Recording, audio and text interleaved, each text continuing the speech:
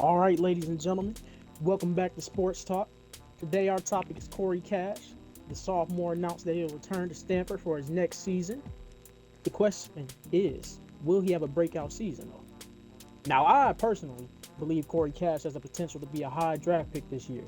Last year, he averaged 12 points per game, 3 assists, and 5 rebounds while shooting 60% from the field. Yeah, well, all those stats are mediocre. He played terrible What? against USC, and he took 20 shots against Kentucky. Corey Cash is just a high flyer. He's not a lottery pick material, and he should Oh, stay in college for all 4 years, and then maybe overseas will show some interest. well, he was hurt in the Kentucky game, so you can't really count that against him. In the last game against Arizona, though, this man had 37 and 10, which has never been done in Pac-12 history. Listen, I mean, if you're a great dunker, these things kind of come easy, so, whatever. But the kid has no shot of making it to the NBA. I mean, I can literally name 20 returning players who are way better than him. What? Have you lost your damn mind? Matter of fact, you're right. It's 30 players that are better than him. Oh my goodness. I don't see why you're hating on the kid. He's a generational talent. Here we go, generational talent, all this hype behind these new players. That's what's wrong with this generation. All of this hype going straight to their heads, thinking that they deserve it right from the jump. This kid doesn't have a lick of basketball soul in him. He got on the spot just 2 years ago and expecting the best, asking for transfer portals and whatnot. I can't believe this. Listen, man, he's showing his talent. He's playing against the top teams in the country and putting up buckets against them. I don't see how you don't see it. We've seen this before, but what we're not seeing is the repeating action of these hoodlums thinking they can take over the league. I'm sick of it. They don't have no respect for the game. This kid, he just got out of the hood and he thinks that he gets to choose where he wants to go. He's lucky to even have some time with Stanford.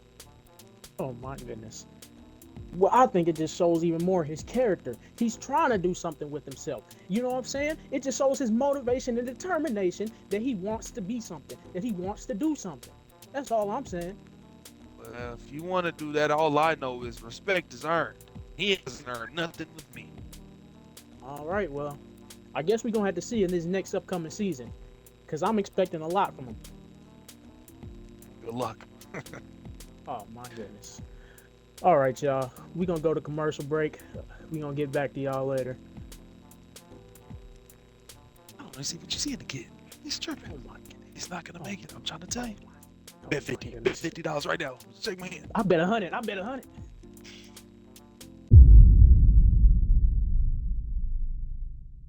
Yo, what's good with y'all, man? Just the people I needed to see. Hey, look, I'm at this watch party right now, but hey, y'all done missed a lot, man. I gotta get y'all hip. My sophomore season was crazy. I can't tell you what this watch party for, but just stick around for a little bit and I can tell you about everything that happened this season. Make sure y'all have y'all popcorn or any snack ready because, hey man, this one finna be a good one.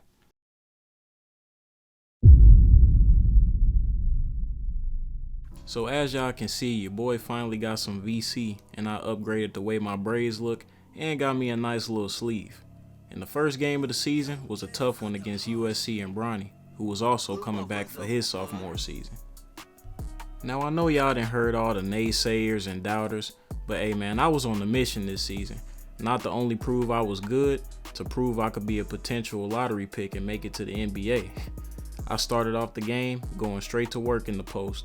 I remember what happened with this team last season, when coach took me out immediately after getting like one foul and I barely played that whole game.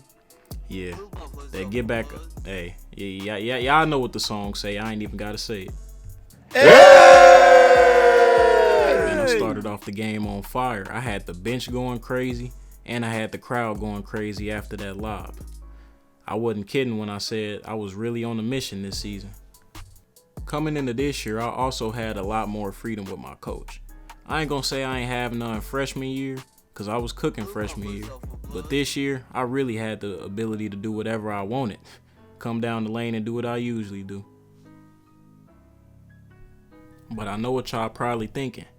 Man, you probably tried to go out there and score 50 every game. But nah, that's not the case, man. There was only one thing on my mind the whole season. And it wasn't the NBA draft, it wasn't a lottery pick or nothing. It was win specifically. Win as many games as possible. And I was going to do whatever I had to do by any means necessary to make that happen. I trusted my teammates more, and half of the time, when I would give the ball up and trust them, the offense would flow a lot better. It wasn't just about me this year.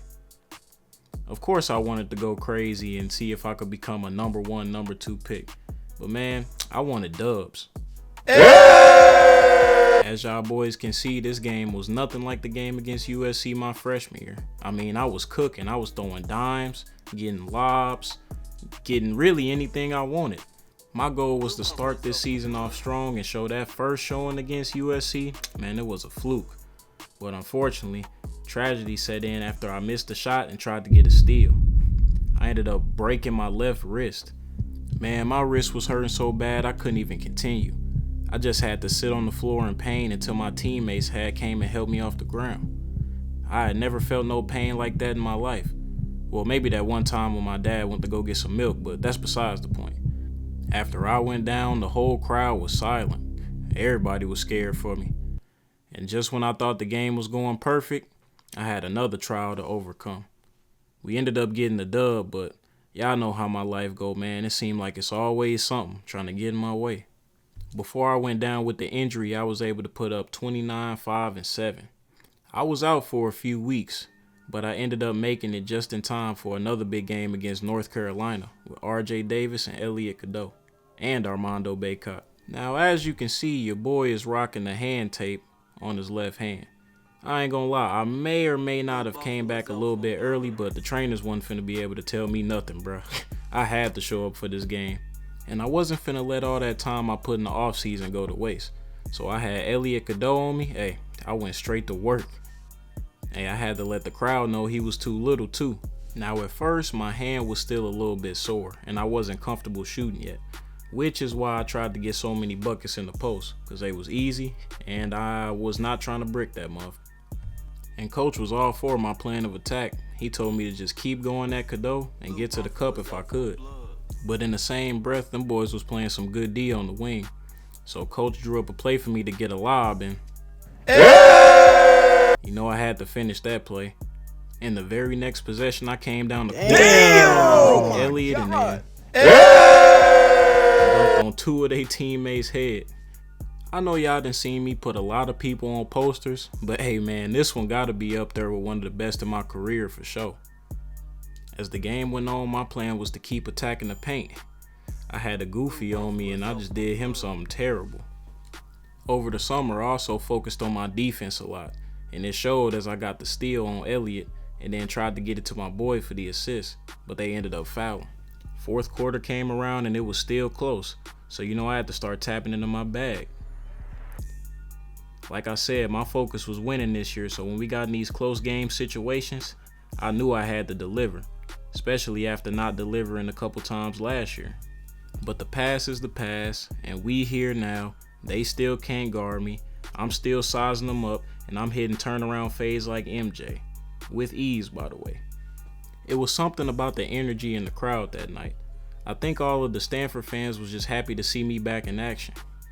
I mean, that injury was pretty nasty, and it was devastating considering the fact that it was the first game of the season.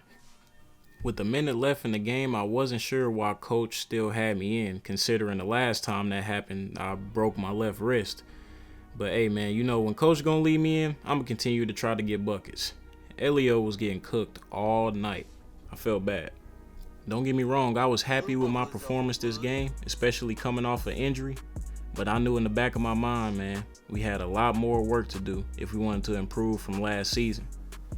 And that was that, man. We ended up getting the dub by like 20, and we was back on everybody's radar as a potential threat for March.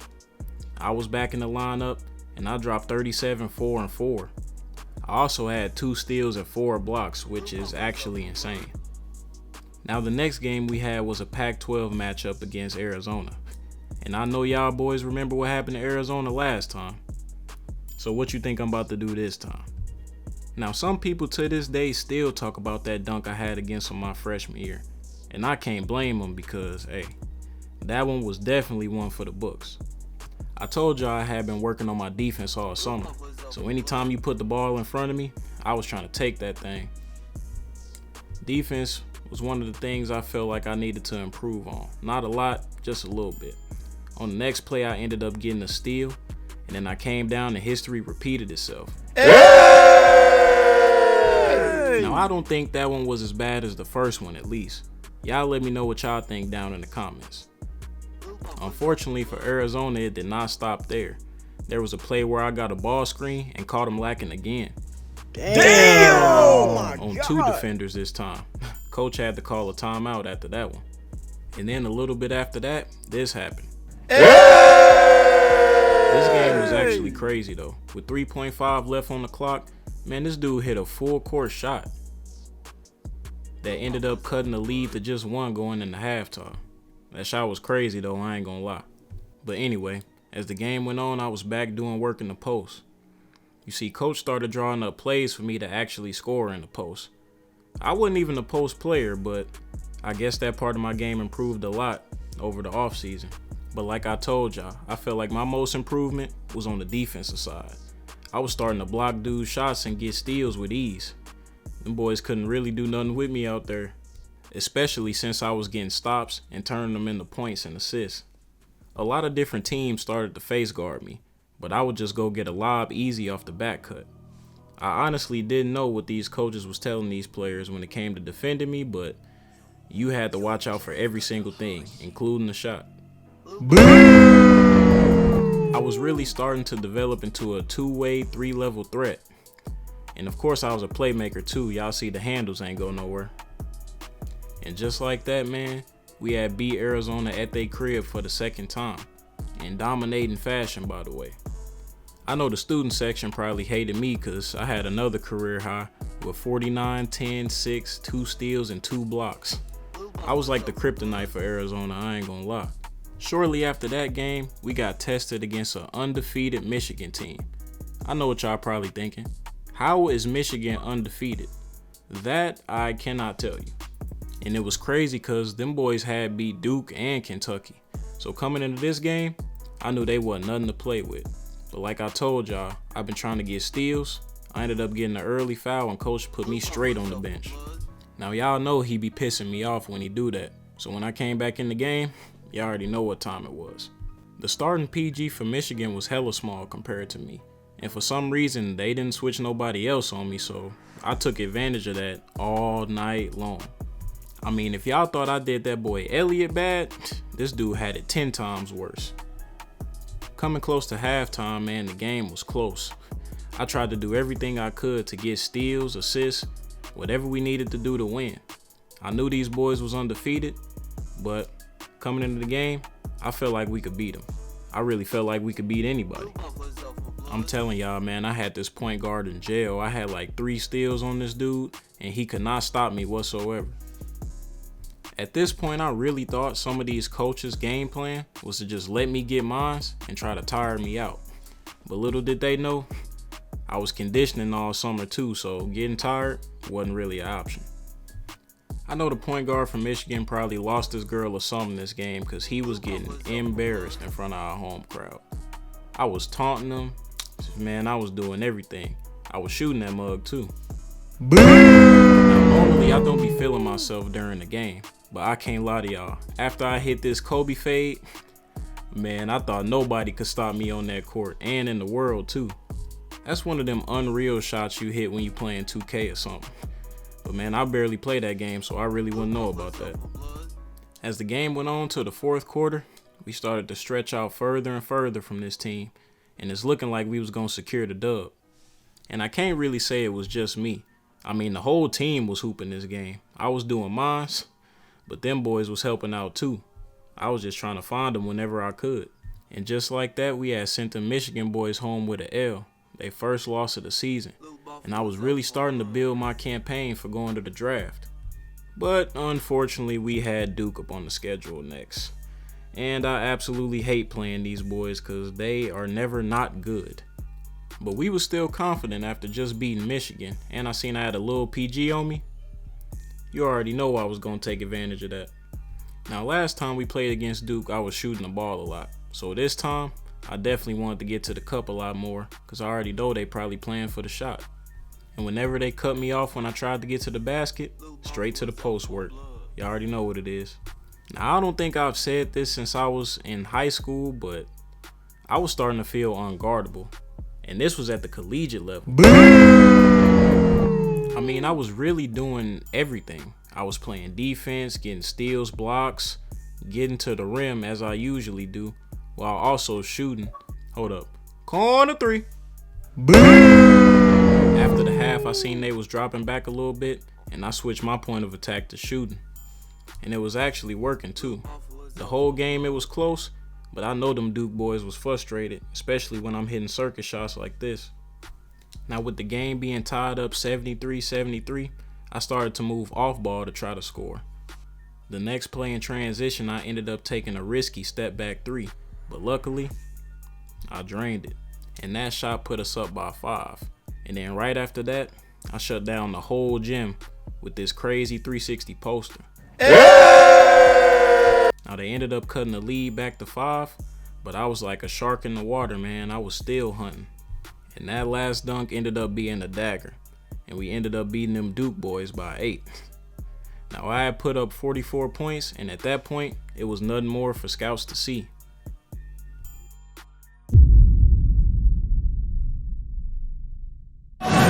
With the 19th pick in the 2023 NBA Draft, the Golden State Warriors select. And just like that, man, we made it. That watch party was to see when I would end up getting drafted. Y'all don't understand how happy I was, man. Y'all been with me since Bluff and seen all my trials and tribulations. But hey, man, this story called Underrated. We was only picked 19th, so of course, you know we got a lot more work to do. And the story, it definitely doesn't end here.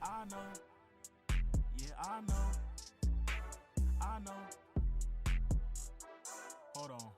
Hey, yeah, I'm ready.